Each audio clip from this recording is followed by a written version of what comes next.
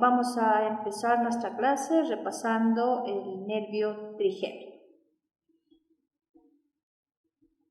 Es el quinto par y es un nervio mixto, que quiere decir tiene función motora y tiene función sensitiva.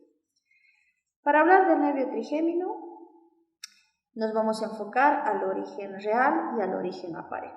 El origen real.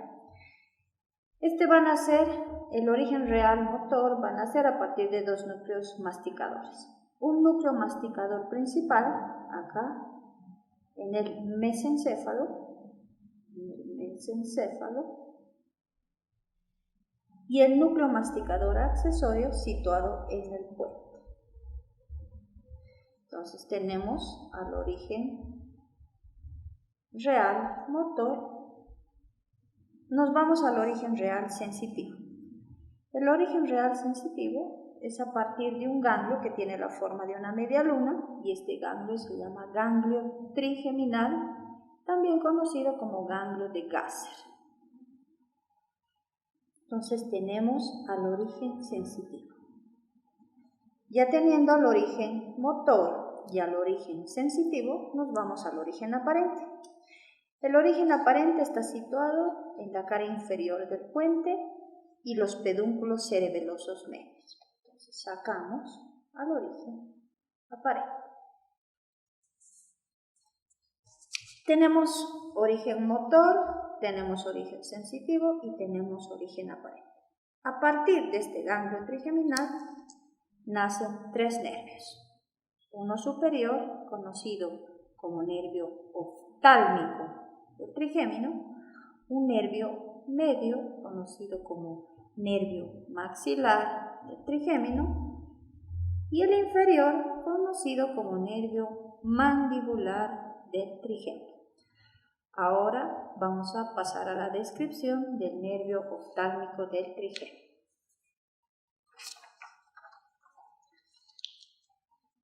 Este nervio oftálmico va a recorrer un trayecto. Lo primero que va a ser introducirse al surco del seno cavernoso que se encuentra en el esfenoides, en la cara lateral del cuerpo del esfenoide. Entonces este nervio se introduce al surco del seno cavernoso. En el surco del seno cavernoso emite colaterales. Tenemos su primera colateral que se llama filetes comunicantes. Estos filetes comunicantes se van a comunicar primero con el plexo simpático carotídeo interno, luego se van a comunicar con el cuarto par craneal llamado nervio troclear y también con el tercer par craneal conocido como oculomotor. Esas serían sus primeras ramas, que son los filetes comunicantes. Su segunda colateral se llaman ramas meningias. Estas ramas meningias o rama meningia va a emitir una ramita conocida como rama tentorial. Esta rama tentorial se va a comunicar con el cuarto par craneal, que sería el trocleo. Esas son las ramas colaterales del nervio oftálmico. Este nervio continúa su trayecto, llega al extremo anterior de este surco, que habíamos dicho que es el surco cavernoso, y emite tres ramas terminales.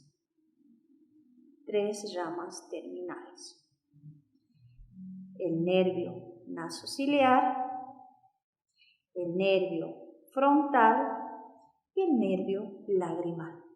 Estas son sus tres ramas terminales. Una vez que ha emitido las tres ramas terminales, estas se van a introducir en la cavidad orbitaria. El nervio nasociliar. Vamos a describir ahora al nervio nasociliar. Una vez que este nervio va ingresando por la fisura orbitaria superior a la cavidad orbitaria, va a pasar por un anillo llamado anillo tendinoso común de los músculos extrínsecos del ojo. Este anillo está formado por los tendones de los cuatro músculos rectos del ojo. Ingresa por el anillo tendinoso. Una vez que ingresa, emite tres ramas colaterales y dos ramas terminales. Sus ramas colaterales, tres. Tenemos al nervio etmoidal posterior, Tenemos a las ramas comunicantes con el ganglio ciliar y tenemos a los nervios ciliares largos. El nervio etmoidal posterior se va a encargar de dar sensibilidad a las celdillas etmoidales posteriores y al seno esfenoidal. Las ramas comunicantes con el ganglio ciliar tienen función sensorial y los nervios ciliares ganglios van a ir a dar también sensibilidad al globo ocular. Estas son las ramas colaterales del nervio nasociliar, sus ramas terminales. Va a emitir dos ramas terminales, conocidas así: nervio etmoidal anterior y el nervio infratroclear. El nervio etmoidal anterior. Este nervio, a su vez, emite dos ramas terminales más, conocidas como nervio nasal interno y nervio nasal externo. El nervio nasal interno va a ir a dar sensibilidad al tabique, a la pared medial de las fosas nasales, y el nervio nasal externo a la piel de la nariz. El nervio infratroclear. Este nervio infratroclear va a ir a la raíz de la piel de la nariz. Entonces, este sería el nervio nasociliar terminal del nervio oftálmico del trigémino. Nos vamos al nervio frontal, su segunda terminal. El nervio frontal, una vez que ingresa por la fisura orbitaria, penetra la cavidad orbitaria, va a emitir dos ramas, conocidos como nervio supraorbitario y nervio supratroclear. ¿Cómo se comportan ambos? El nervio supraorbitario emite dos ramas terminales más, ¿no? Se llama nervio frontal interno y nervio frontal externo. ¿A quién va a ir a dar sensibilidad el nervio frontal interno? El nervio frontal interno va a ir a la piel del párpado superior, va a ir a la piel de la raíz de la nariz y va a ir a dar sensibilidad a la piel de la región frontal. El nervio nasal externo va a ir también a la piel de la región frontal. El nervio supratroclear. Este se va a dirigir a la fosita troclear de la cavidad orbitaria y va a dar inervación a la polea de reflexión del músculo oblicuo superior del ojo. Era la segunda terminal del nervio oftálmico. Nos vamos a la última terminal, que se llama nervio lagrimal. También este nervio pasa por la fisura orbitaria superior, entra a la cavidad orbitaria y en la cavidad orbitaria sufre dos comunicaciones. Se comunica con el nervio troclear, que es el cuarto par craneal, se comunica con este nervio que se llama nervio cigomático. Este nervio cigomático es rama del nervio maxilar. Una vez que se ha comunicado con el nervio troclear y con el nervio cigomático, forman un arco. A partir de este arco nacen ramas lagrimales para las vías lagrimales y nace un nervio que se llama nervio temporocigomático. Hemos concluido el nervio oftálmico. Toda la función del nervio oftálmico del trigémino, ¿no?, es función sensitiva. Pasamos al nervio maxilar o nervio medio. El nervio maxilar también se desprende del origen sensitivo, que es el ganglio trigeminal o de Garcia. Su trayecto. Una vez que se desprende del ganglio trigeminal, su segunda rama colateral nace al salir por el agujero redondo, se llama nervio cigomático. Sale por el agujero redondo para abandonar la cavidad craneal y dirigirse a la región de la cara, y va a descender hasta llegar a una fosa llamada fosa infratemporal. Una vez que llega a la fosa infratemporal, va a tener una relación importante con una arteria llamada arteria maxilar. Continúa su trayecto y llega al borde posterior de este hueso, vamos a graficar, que se llama hueso maxilar. El hueso maxilar. Llega al borde posterior y pasa por un surco llamado surco maxilar. Una vez que abandona el surco maxilar, va a pasar a un surco llamado o conocido como surco infraorbitario. En el momento en que llega al surco infraorbitario, cambia de nombre. Ya no se llama más nervio maxilar, ahora es conocido como nervio infraorbitario. Este nervio infraorbitario va a salir del surco infraorbitario por un orificio. Este orificio se llama agujero infraorbitario. Y va a terminar su trayecto cuando llegue a la fosita canina. Este era el trayecto del nervio maxilar. En todo el trayecto va a emitir 6 ramas colaterales y 3 ramas terminales. Empezamos con las ramas colaterales. Una vez que el nervio se desprende del ganglio trigeminal y antes de salir por el agujero redondo, va a emitir su primera rama colateral. Esta primera rama colateral se llama rama meningia.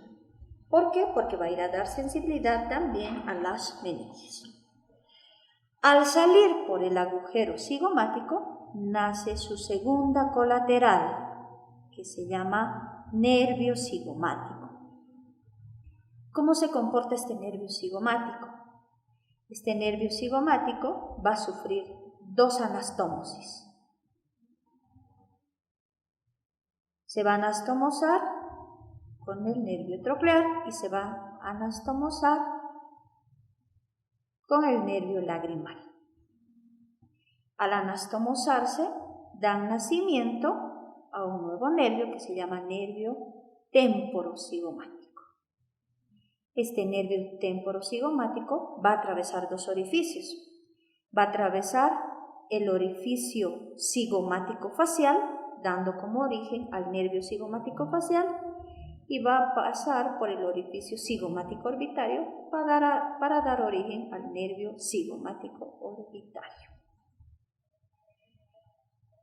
Estas ramas terminales van a ir a dar sensibilidad a la piel de la mejilla, a la piel del labio superior y también a la piel de la región temporal. Nos vamos a la tercera rama colateral, que nace justo aquí en la fosa infratemporal y se relaciona con un ganglio muy importante que se llama ganglio pterigopalatino. Entonces, por su relación, este nervio se llama nervio pterigopalatino. Este nervio pterigopalatino va a emitir 6 ramas terminales. 6 ramas terminales. Su primera rama terminal se llaman ramas orbitarias. ¿Cuál es su función?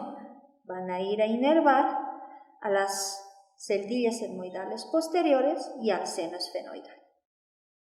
La segunda terminal se llaman nervios nasales posteriores superiores.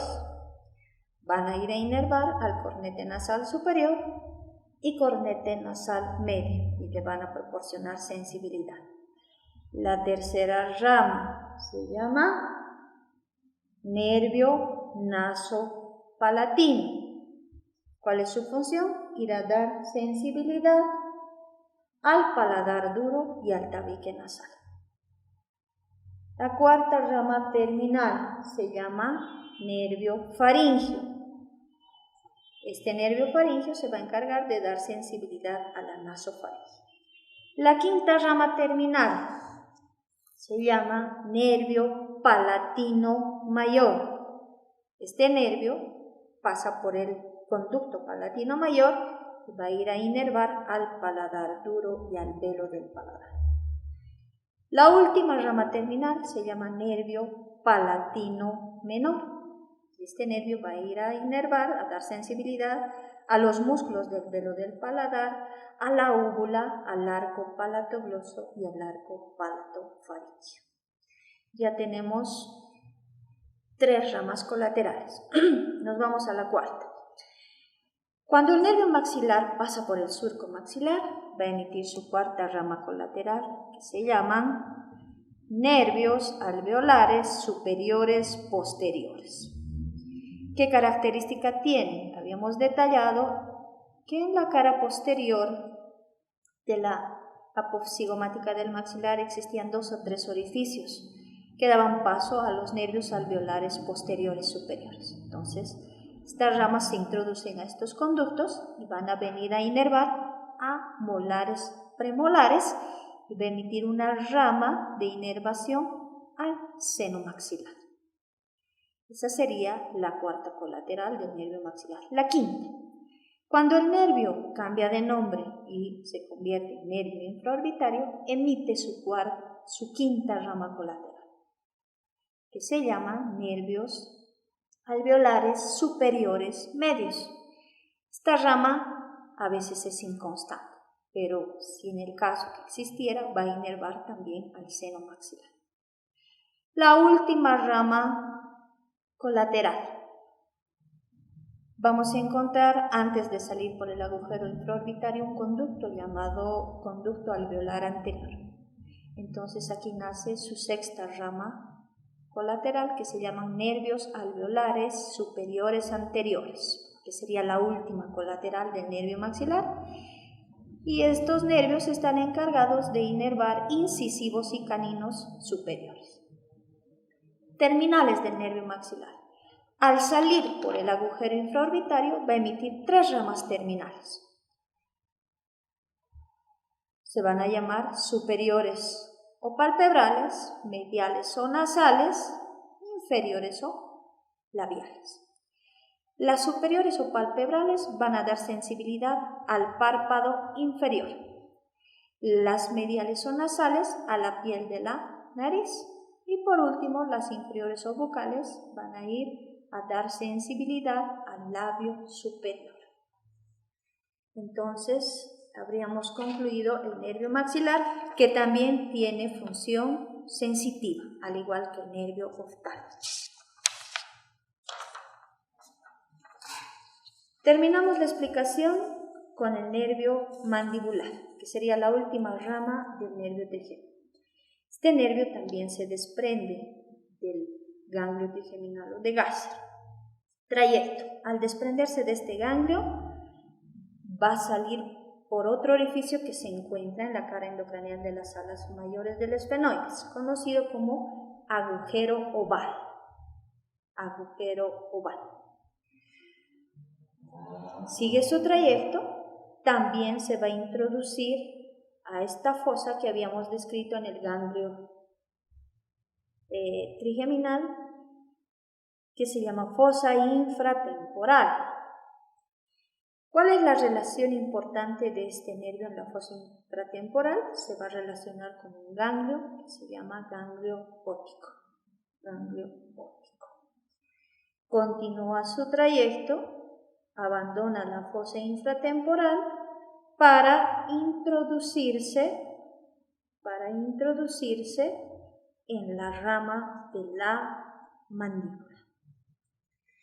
En este trayecto va a emitir una sola rama colateral, que nace antes de abandonar el agujero oval.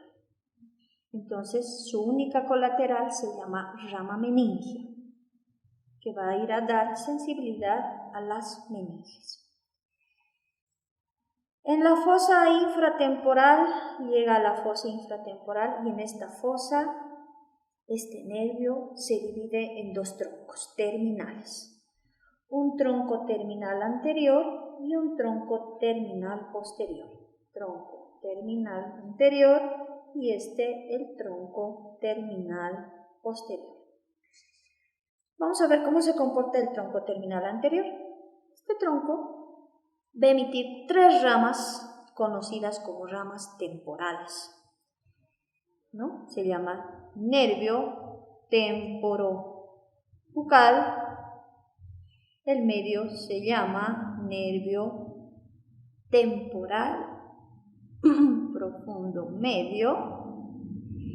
Y la última rama es el nervio temporomacetérico o macetérico. Entonces el tronco terminal anterior va a emitir solo 3 ramas terminales temporales: temporobucal, nervio temporal profundo medio y nervio temporomacetérico o macetérico. ¿Qué característica tiene el nervio temporobucal? Este nervio a su vez va a emitir 2 ramas terminales más. Uno, el nervio temporal profundo anterior, y 2, el nervio bucal.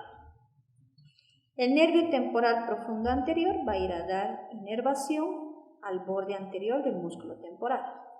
El nervio bucal va a inervar la mucosa de las mejillas, va a inervar también la mucosa del labio superior y parte del músculo buccinador.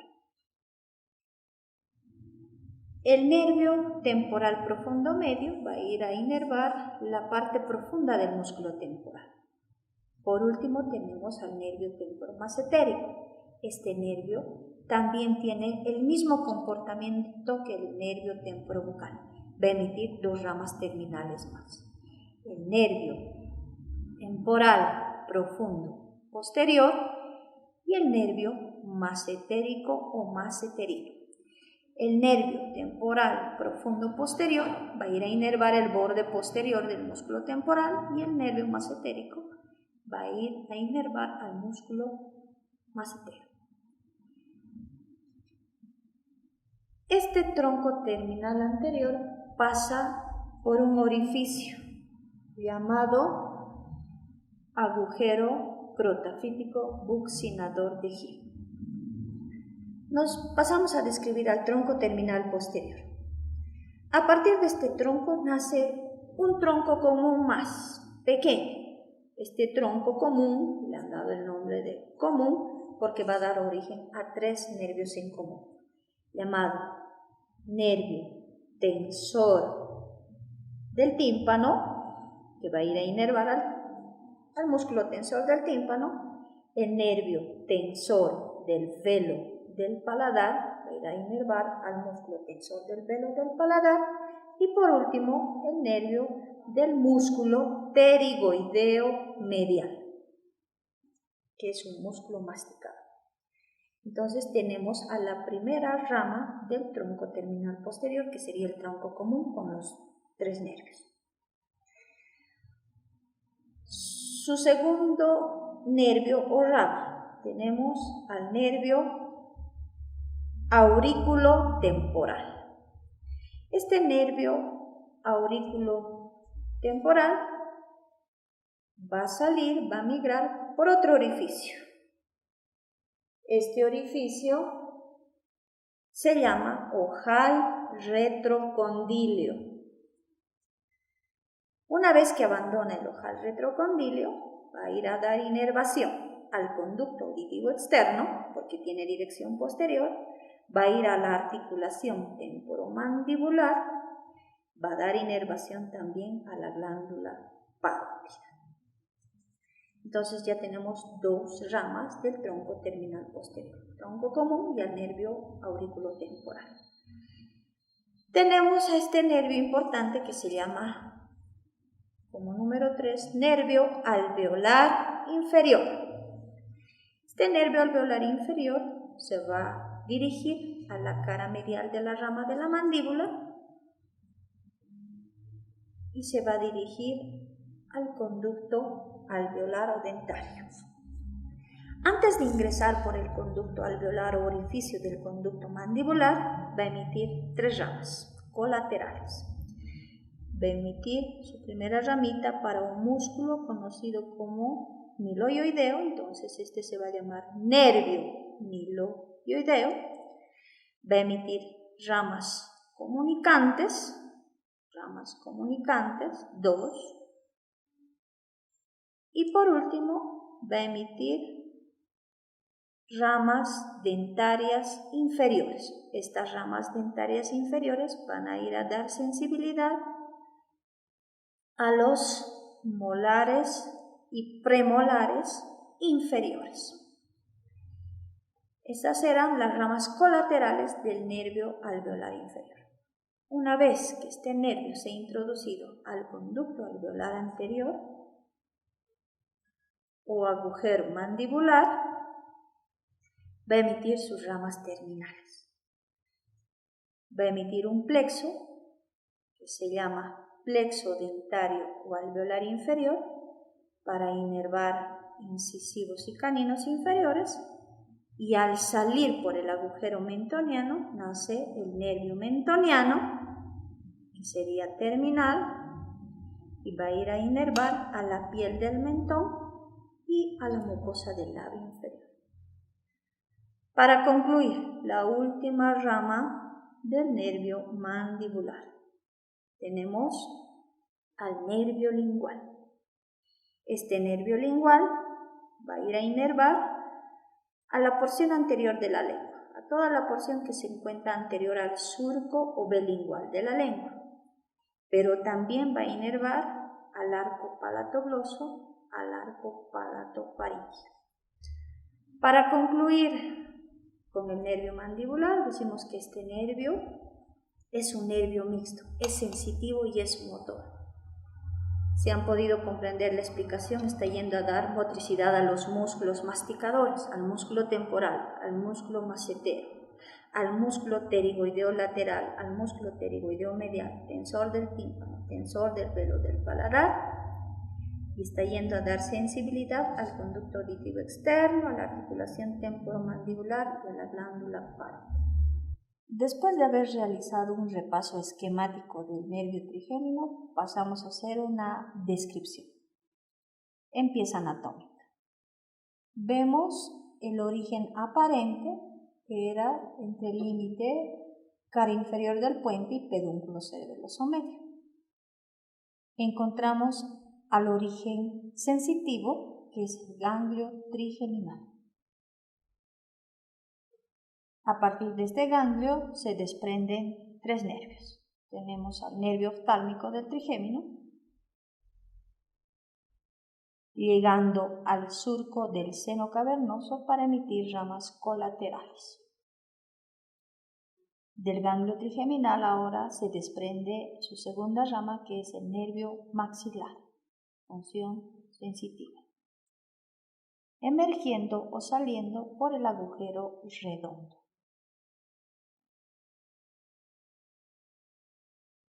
La última rama del nervio trigémino, el nervio mandibular, emergiendo o saliendo de la cavidad craneal por el agujero oval. Entonces hacemos un repaso. Tenemos el origen aparente del trigémino emergiendo de los pedúnculos cerebelosos medios y el puente. Encontramos su origen sensitivo, que es el ganglio trigeminal. Tenemos al primer nervio, que es el nervio oftálmico, que llega a su primer trayecto, que es el surco del seno cavernoso. Tenemos a su segunda rama, que es el nervio maxilar, que emergía por el agujero redondo. Y por último tenemos al nervio mandibular, que sale de la cavidad craneal por el agujero oval.